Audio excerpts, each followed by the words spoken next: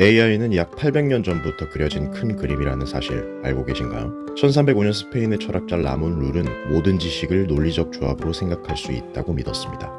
그는 이 원리를 바탕으로 생각하는 기계를 구상했어요. 기계적인 방법으로 모든 가능한 지식을 생성하는 체계, 이것은 철학과 수학의 경계를 뛰어넘는 발상이었습니다. 그리고 그의 생각은 17세기 철학자 라이프니츠에게 큰 영향을 주게 되었어요. 라이프니츠는 오늘날 컴퓨터와 AI 논리 연산의 기초가 되는 이진법을 연구하며 학문적 토대를 마련했습니다. 그리고 1837년 찰스 베비지는 최초로 현대적인 의미의 컴퓨터를 설계합니다.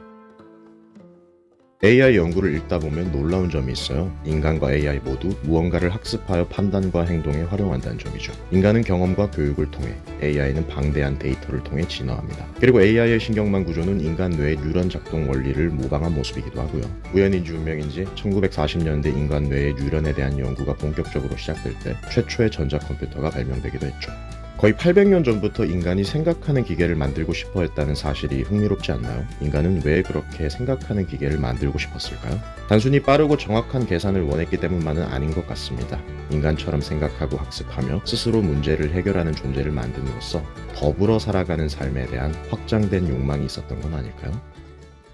인간은 반드시 더불어 살아가야 합니다. 이건 선택의 문제가 아니라 필수예요. 거대한 공룡이 아닌 뼈대부터 남다른 네안데르탈인이 아닌 인간이 살아남아 있는 이유도 바로 우리가 더불어 살아왔기 때문인 거겠죠. 하지만 오늘날 우리가 더불어 살아가는 것이 쉽지만은 않습니다. 때로는 아무 의미 없이 던진 질문에 민감하게 반응하게 될 때도 있는 것 같고요. 때로는 선의로 했던 노력이 사회생활이나 인간관계를 망치기도 하는 것 같습니다. 그런 오해들이 우리에게 마음의 상처들을 만들고 나아가 더불어 살아가기를 포기하는 지경에 이를 때도 있죠. 인간은 기계와 달리 감정을 가지고 있기 때문이에요. 때로는 AI처럼 네 아니오만 대답하는 이진법 체계가 인간에게도 적용되면 참 좋겠으나 인간에겐 감정이라는 6800진법 이상의 복잡한 체계가 적용되기에 우리가 타인에게 묻는 단순한 질문이 누군가에겐 망상이 되어 얘가 이런 질문을 하는 의도는 뭐지? 날 무시하나? 같은 오해가 일어나기도 합니다. 그래서 우리는 네라는 대답 하나만 하는데도 넵, 냉, 네 등 여러 가지를 생각해야 하잖아요. 또 그놈의 MBTI가 유행하고 나서부터는 T 성향을 가진 사람들을 은근히 배척하는 일들도 생기고 있죠. 그저 비교적 단순하게 문제를 해결하는 성향을 가진 인간들에게 공감하는 능력이 결여되어 있다고 하면서 말이에요. 근데 또 아이러니하게도 일할 때는 F보다는 T 성향의 사람들을 좋다고 하기도 합니다. 문제 해결을 단순히 하는 모습이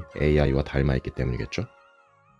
어쩌면 인간이 800년 전부터 생각하는 기계를 만들고자 했고 또 오늘날의 AI가 이만큼 발전한 걸 보면 인간과 더불어 살아가는 동안 감정이 섞인 말과 행동들이 곡해되는 것이 상당히 고난한 일이었던 것 같습니다. 쓸데없는 감정 소모를 하는데 넌덜머리가 났던 거죠. 반대로 AI는 감정이 없기에 인간들의 삶에 스며들기 용이했겠죠. 오히려 이제는 인간보다 AI와 더불어 살아가는 방식으로 나아가고 있는 것 같기도 하고요. AI가 인간 세상을 지배할지도 모른다는 우려의 목소리도 여전히 나오고 있습니다. 이대로 우리는 AI에게 한 자리 크게 내어주게 되는 걸까요?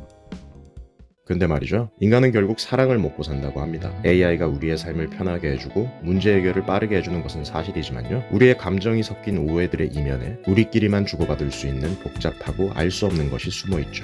저는 그것이 사랑이 아닐까 싶습니다. AI가 끊임없이 이진법의 체계로 데이터를 학습하며 발전해 나가는 것처럼 우리도 감정이라는 6700진법 이상의 그 복잡한 체계를 학습하며 발전해 나가야 하지 않을까요? 타인의 감정을 공감하고 그들의 이야기를 듣고 소통하는 것이 우리가 학습해야 할 일이며 그것이 곧 사랑으로 연결될 테니까요. 우리의 감정이라는 게 너무 복잡해서 때로는 인간관계에 지칠 때도 있지만요. 그만큼 우리에게 큰 위로와 힘을 주는 것 역시 아직까지는 AI가 아닌 인간입니다. 보다 다채로운 감정과 경험들을 함께 공유할 수 있는 사람들과 사랑을 주고받을 용기를 다시 한번 내어봤으면 좋겠습니다. 저 역시 AI와 함께 이 영상을 만들고 있지만요. 이 친구가 제게 주는 도움 덕분에 느끼는 편리함보다는 여러분에게 제 이야기를 공유하고 소통하고 싶은 마음이 저를 훨씬 설레게 하거든요. 그러니까 구독 좀 해주세요.